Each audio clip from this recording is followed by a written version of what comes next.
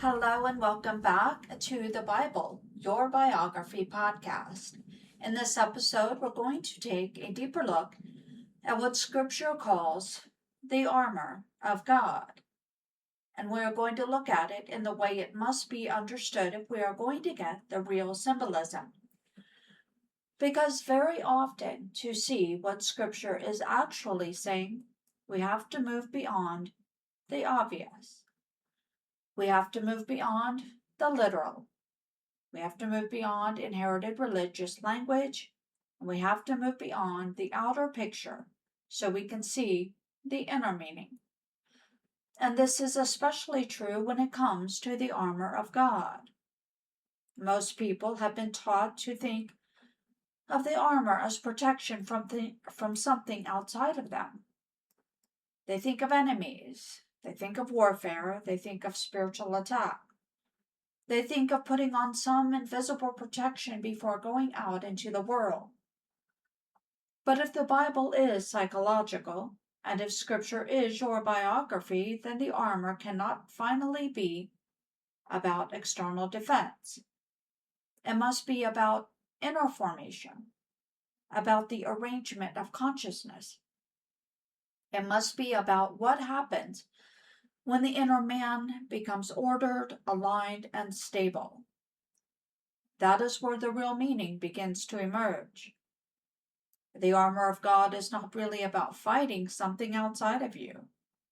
It is about no longer being divided within yourself.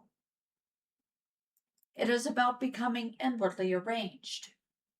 It is about your thoughts, your identity, your perception, your emotional movement, your faith, and your inner knowing all coming into alignment.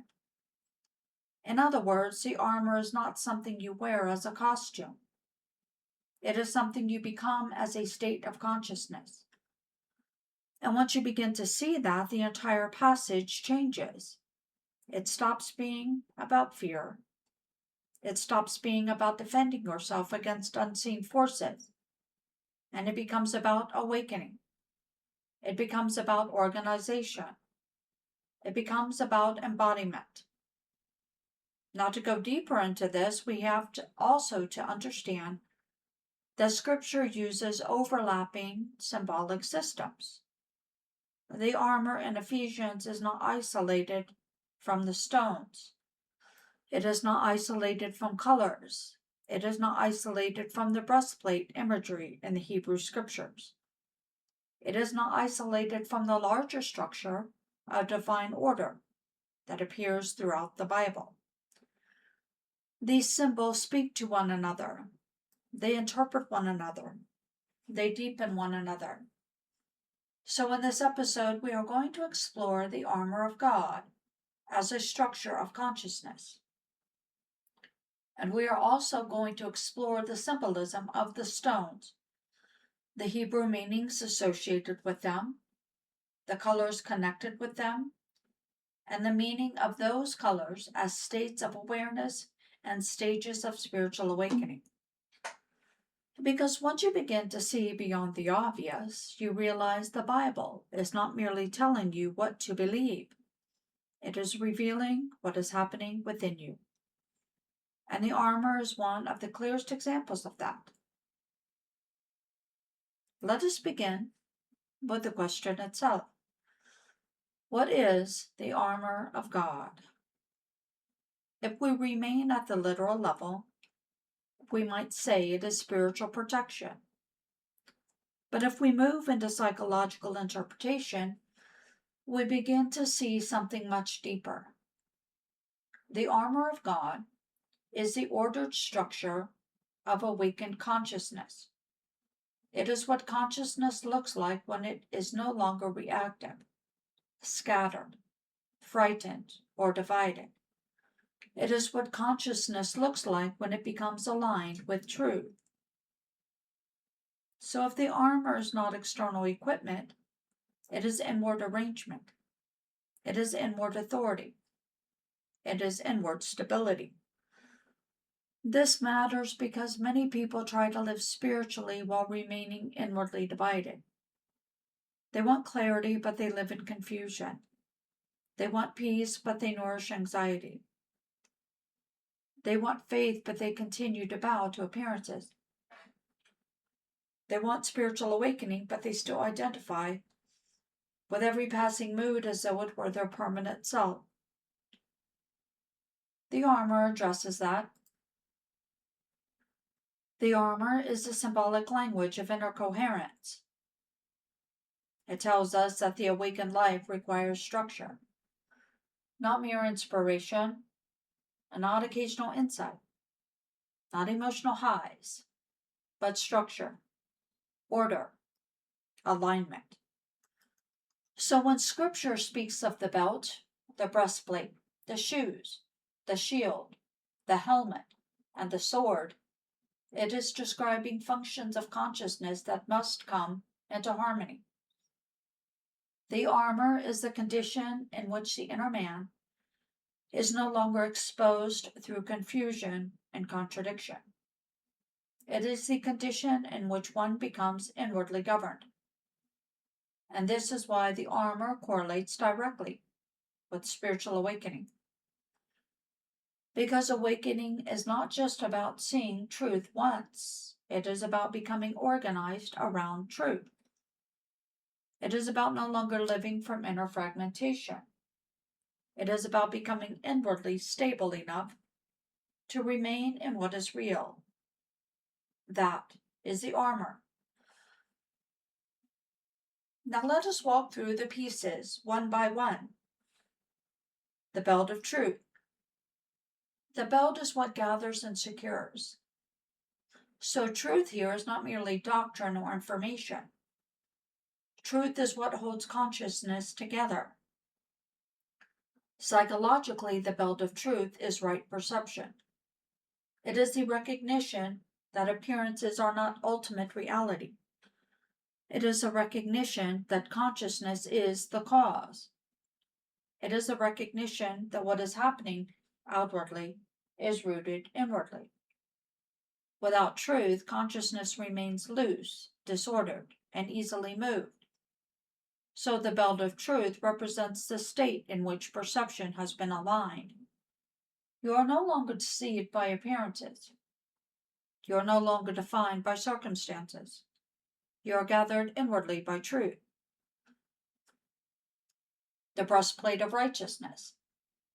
The breastplate covers the heart, the center of identity and feeling. Righteousness here is not moral superiority.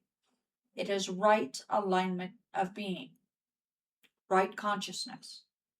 It is the state in which you are inwardly aligned with what is true about you. You are no longer identifying with limitation, fear, or old self-concepts. You are beginning to dwell in the awareness of your real identity. So the breastplate of righteousness is protection through identity alignment. When identity is aligned, the heart is guarded from false interpretation. The shoes of the gospel of peace.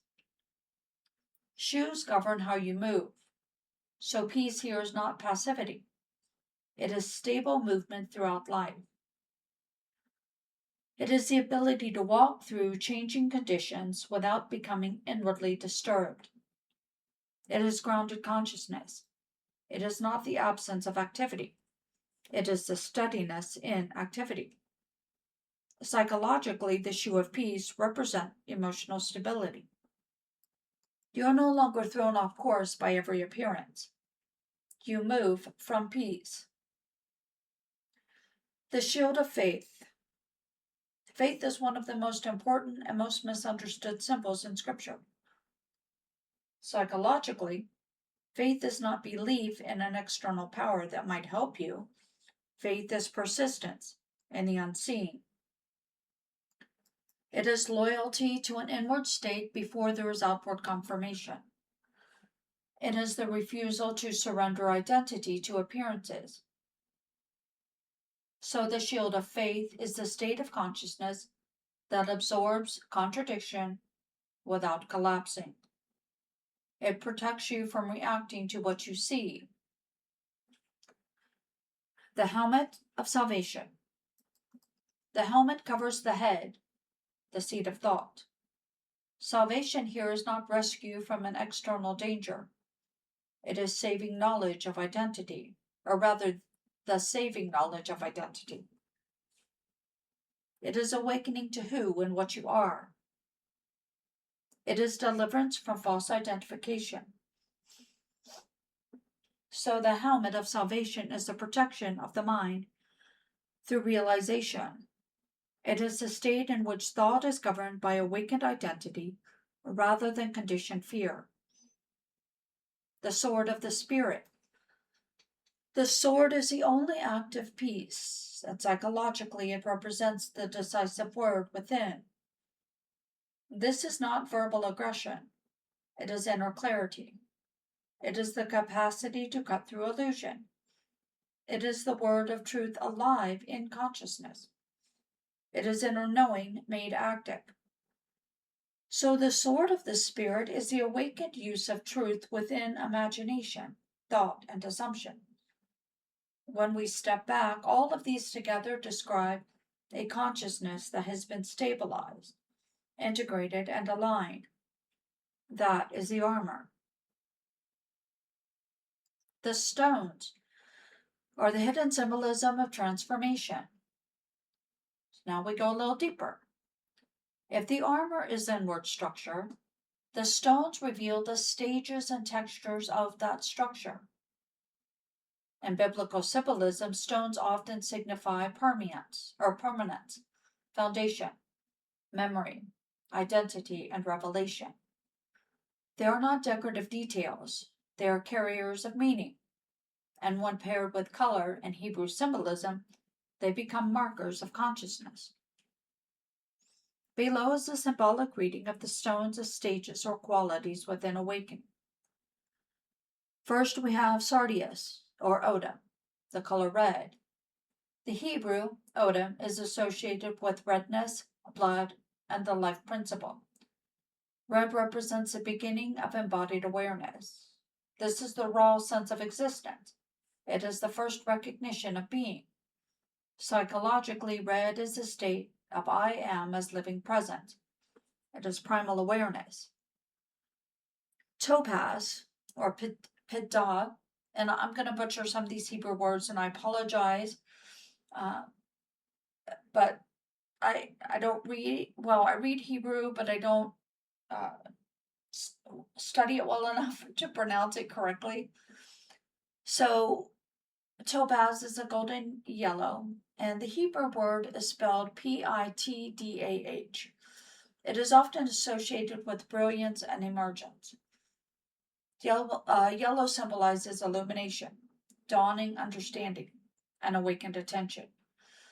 This is the stage where consciousness begins to see beyond habit. It is the first light of insight.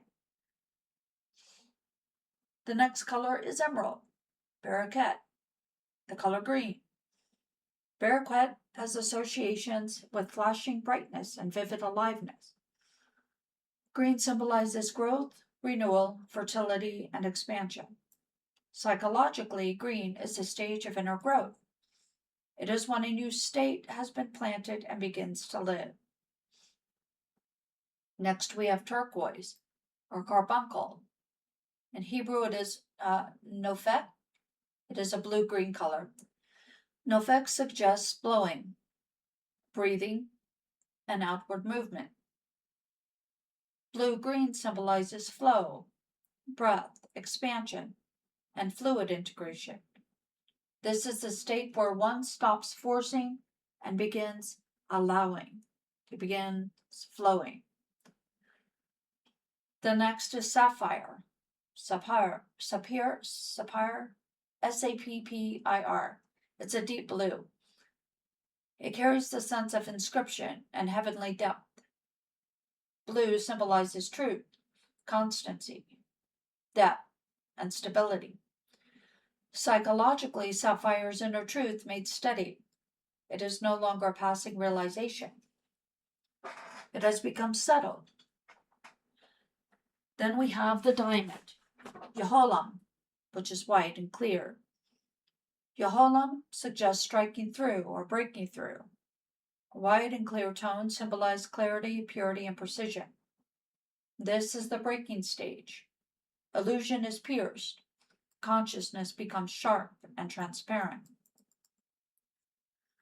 The next is Lagur, or Lashem in Hebrew. It is orange and amber. Lashem can be associated with heat and burning vitality. Orange and amber symbolize transformation, refinement, creative fire, and intensified becoming. This is the stage where identity is refined under pressure. Then we have Agate, or Shavot in Hebrew, which is layered and multicolored. Agate symbolizes layering and pattern integration. This is the stage where different aspects of self begin to unify. What seemed contradictory begins to harmonize. Then we have Amethyst, Aklama in Hebrew, which is purple. Aklama is linked with dreaming, vision, and inward seeing. Purple symbolizes imagination, spiritual vision, royalty of consciousness, and inner elevation. This is the state where imagination becomes consciously active. Then we have Beryl, or Tarshish in Hebrew, which is sea-toned. Tarshish evokes expansion, movement, and breadth. The sea green or sea blue tones symbolize vastness and extension. This is expanded awareness. Consciousness is no longer cramped by old identity. Then we have onyx, shoham in Hebrew, which is black and a deep shadow. Shoham has been associated with drawing forth and carrying weight. Black in symbolism does not only mean negation, it can signify depth, the unseen, mystery, gestation, and concealed potential. This is the state of remaining faithful without visible evidence. Then we have jasper, or yashve. It's spelled Yashpheh, and it is crystal and many hue. It's crystal-like, but it has what's described as many hues, brilliance. It's associated with shining forth. This is completion, embodiment, and integrated radiance. It is the state where what was forming inwardly becomes stable and luminous.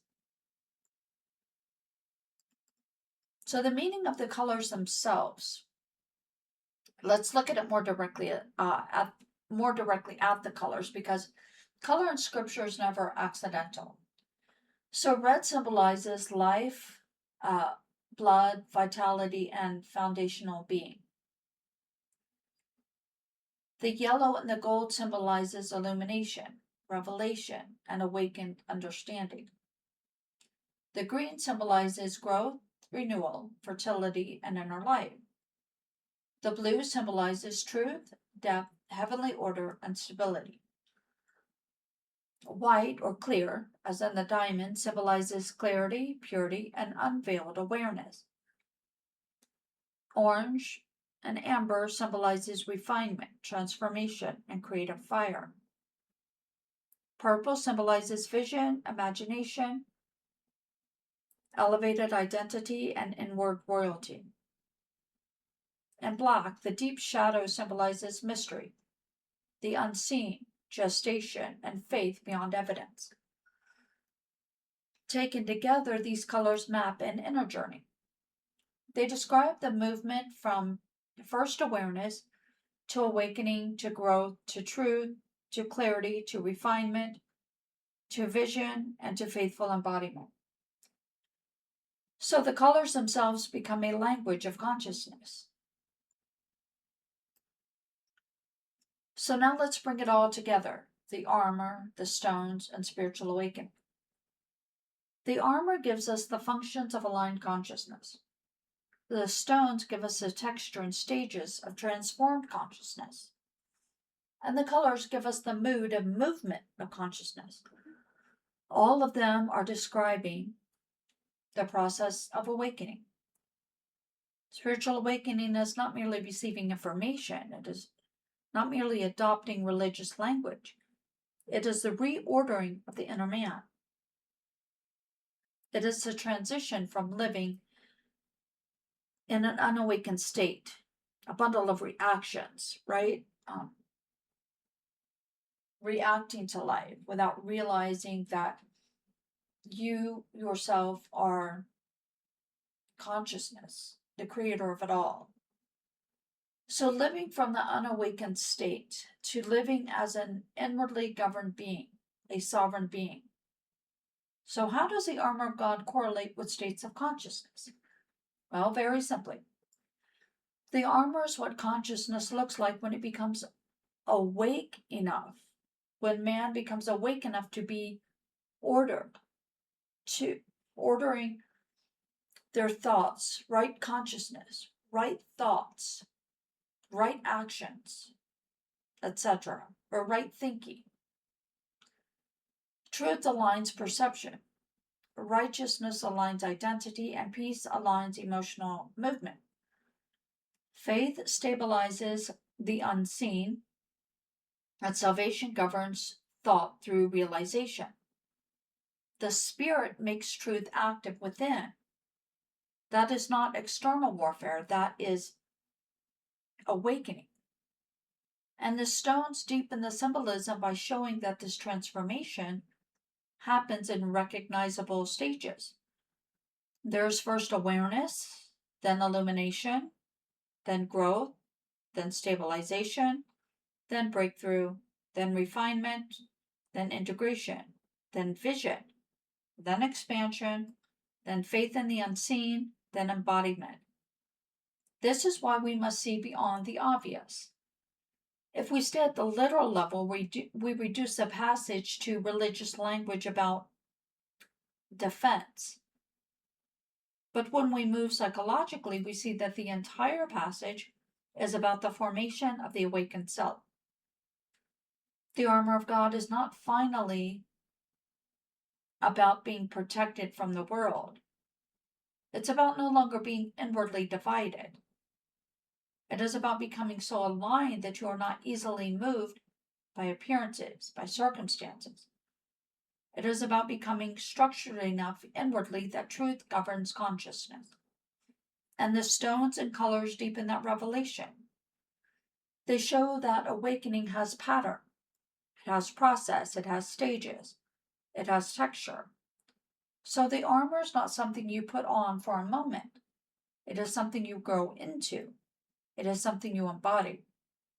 It is what happens when the inner man becomes ordered, aligned, and awake. And that is the deeper symbolism.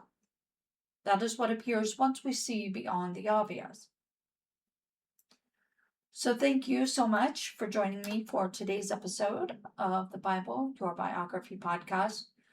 In this episode, we explored the armor of God, the symbolic meaning of the stones, the significance of their colors, and how all these reveal the structure of consciousness and the process of spiritual awakening within man. The symbolism is not outside of you. They're revealing you.